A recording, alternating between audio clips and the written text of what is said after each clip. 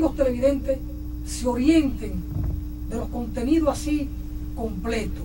Lo voy a leer de mi libro Duarte desde la palabra, en el que yo analizo el pensamiento de fe de Juan Pablo Duarte, porque Duarte fue un hombre de fe, de profunda fe, fe en Cristo, fe en su pueblo y fe en él mismo, y confianza absoluta en sus compañeros trinitarios, a los que él educó, porque Duarte fue un maestro, el primer maestro de la República, Juan Pablo Duarte.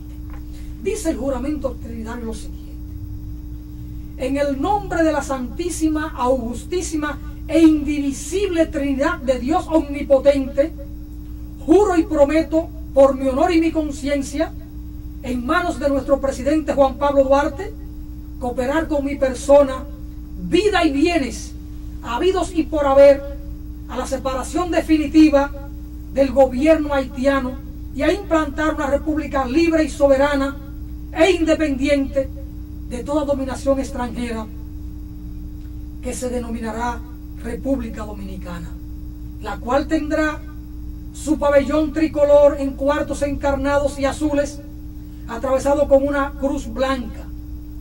La República establecerá su correspondiente escudo de armas. Mientras tanto, seremos reconocidos los trinitarios con las palabras sacramentales: Dios, patria y libertad. Así lo ratifico y prometo ante Dios y ante el mundo. Si tal hago, Dios me proteja, y de no me lo tome en cuenta, y mis consocios me castiguen el perjurio y la traición si los ven. Oiga, cuando Duarte proclama una nación libre, soberana e independiente, no lo hace solo ante Haití, lo hace ante el mundo. Es decir, Duarte no tenía prejuicio. Jamás un hombre de la fe de Duarte podía tener un prejuicio racial, un prejuicio étnico, un prejuicio contra otro pueblo. No, jamás. Él proclama una nación libre, soberana e independiente ante el mundo, con nombre, con apellido. Define su símbolo, su pabellón tricolor, la bandera que hoy ondea en las escuelas, en las oficinas públicas, en los museos, en las plazas públicas. Duarte lo concibió todo y se consagró a ese ideal. Por eso dispuso del patrimonio propio y el de la familia a la santa causa. Y cuando Duarte habla de la santa causa, es de la libertad de la República. Pero oigan el concepto que usa: santa causa o santa empresa, porque para Duarte todo tenía una explicación desde la palabra. E incluso el nombre de la República Dominicana es un nombre bíblico, que está dado en función de la fe de Juan Pablo Duarte. República Dominicana, los siervos del Señor. Así que Duarte fue un hombre que vivió en su época, pero para todos los tiempos. Los apóstoles son así, tienen una visión más allá del tiempo.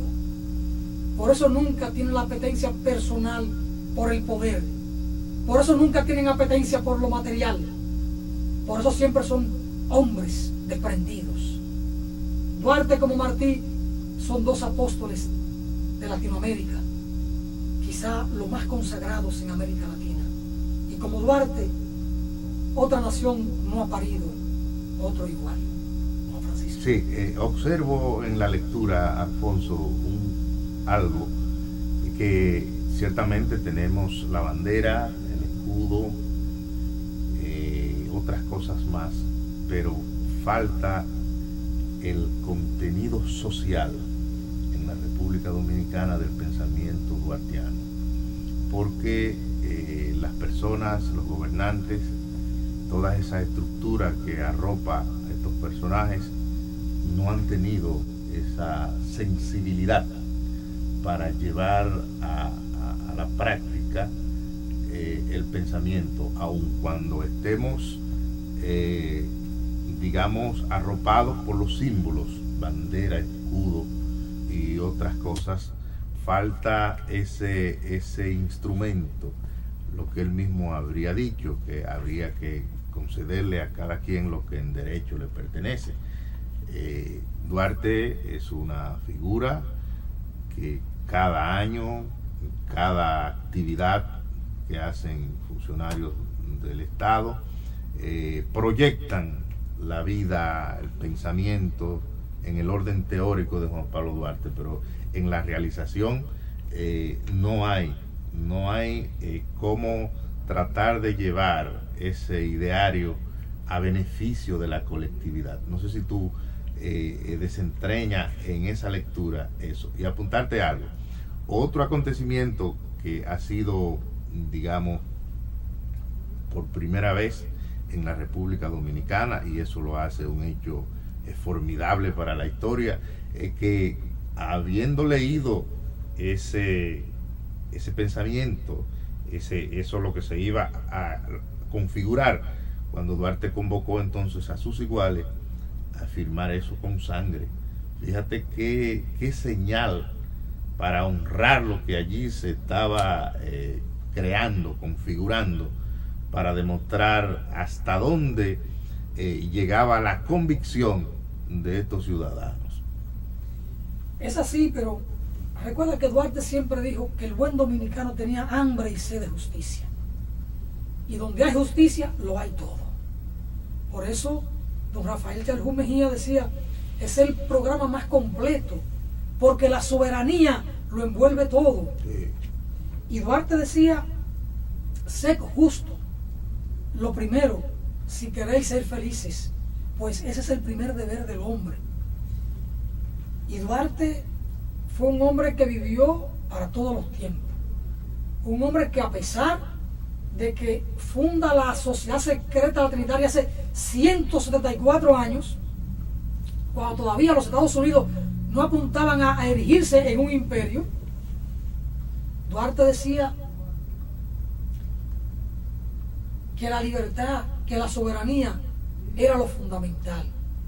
Y más adelante, 26 años después, 1864, cuando Duarte observa que los Estados Unidos ya empiezan a constituirse en un imperio y que son una amenaza para los pueblos del Caribe y de América Latina, Duarte llama a luchar contra el imperio y dice: dominicanos, sonó ya la hora de vengar tantos siglos de ultraje. Está llamando a luchar contra el colonialismo. Pero además, cuando Duarte dice: si yo he venido con las armas en la mano a luchar por la soberanía, a luchar por los derechos del pueblo dominicano, no ha de esperarse que yo pueda transigir con los intentos que hay de anexionar la República a los Estados Unidos. Dice después de tantos años.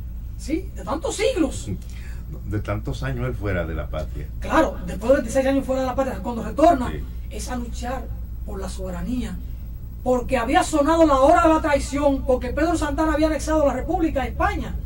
Entonces, sonó también para él la hora de la gran venganza, de retornar a la patria. Duarte fue muy grande. Alfonso, a mí me parece dentro de su ideario que ese es de lo más vehemente, ese concepto que usted está tratando en este momento. Es así.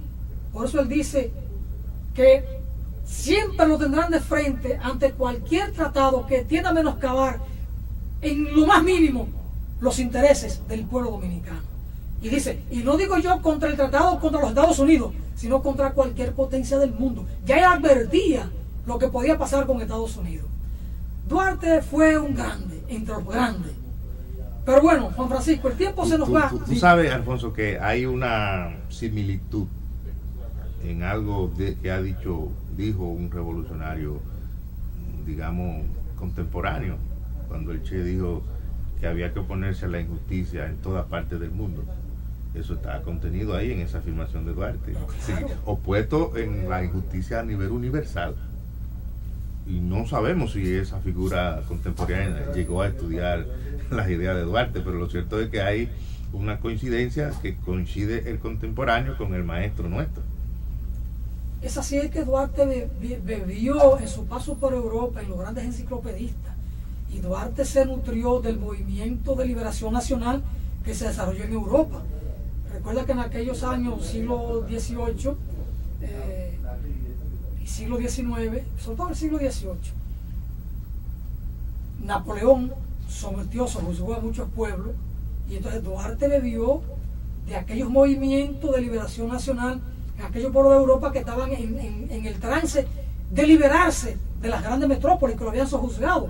Entonces Duarte, y bien todo el movimiento renacentista, Duarte bebe en aquella fuente y todo eso lo trae al país. Duarte fue un enciclopedista, un humanista, un hombre que bebió en aquella fuente y entonces pensó y actuó para la eternidad. De ahí la eternidad de sus ideas, como él mismo lo planteaba. Alfonso, tú dijiste algo. Hay de los que no quieren ver la eternidad de nuestras ideas. Tú dijiste algo ahorita y es bueno recordar algo de los escritos de su hermana Rosa, que fue un maestro, ciertamente lo fue. Él estaba convencido de esa responsabilidad que tenía frente a sus seguidores. Por eso Rosa dice que nunca lo vio acostarse, que no fuera pasadas las horas de la madrugada estudiando, porque era un autodidacta completo.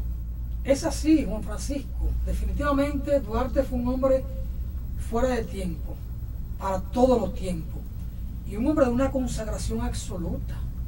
Por eso en este 174 aniversario de la Trinitaria, nosotros tenemos que rendir memoria a don Juan Pablo Duarte, a los trinitarios, a todos los trinitarios, independientemente de aquellos que se quedaron en el camino, lo que es normal. No todos los que inician una santa causa terminan hasta el final, hasta haber coronado los principios con las realizaciones. Pero aún así, a aquellos que no terminaron los propósitos de Duarte o los propósitos trinitarios, vaya nuestro reconocimiento, porque hicieron sus aportes por allá por los años de 1838, porque Duarte los inicia en 1832, cuando retorna a la patria con apenas 19 años no cumplidos. Es la grandeza de este hombre. Con apenas 19 años retorna a la patria y empieza a fraguar ese movimiento independentista, empieza a sentar las bases organizativas y empieza a crear conciencia en la juventud de su época, en la juventud de su momento, para formar esa formidable organización política que es el Partido Duartista, que se ve coronado un 16 de julio de 1838 a las 11 de la mañana, mientras el pueblo de la capital acudía a la iglesia del Carmen para conmemorar el Día del Carmen. Duarte lo aprovecha para secretamente, discretamente, dejar fundado el Partido Duartista. Era un partido de conspiración en una sociedad ocupada por un ejército, el ejército interventor de Haití, y hay que ver lo portentoso del trabajo de Duarte en una sociedad físicamente pequeña, de una población de apenas 150,000 habitantes, formar un partido para luchar contra un ejército de ocupación. Y Duarte tenía una visión militar, por eso se organizó en el ejército de ocupación y se hace llamar general y empieza a dar rango a los otros, a Mella, a Sánchez, a Vicente Celestino Duarte, a Juan Nepomuceno Ravelo, lo nombra coronel a Ravelo, coronel a Sánchez, coronel a Mella. ¿Y el loco ilustre que es de oposición? Coronel también a Juan Isidro Pérez. Es decir, tuvo una concepción militar de la organización del partido, porque vio claramente desde un principio que el desenlace para la proclamación de la República, de la Independencia, no era con poemas, era con balas, era con arcabuces, era con lanza, con espada, con sable, con esgrima, con machete. Y antes que Gómez usara el machete en Cuba, ya Duarte lo había usado aquí y lo usaron los restauradores. Por justicia, Alfonso, ya sería bueno completar la lista de los 9 que compareció al llamado de Juan Pablo Duarte para formar ese partido que tanto ha enseñado a la República Dominicana. Es bueno recordar a Félix María del Monte, que se dice que fue o era el intelectual más acabado de esos 9 jóvenes. Inclusive se dice que fue el que escribió el primer himno nacional. Eso aparece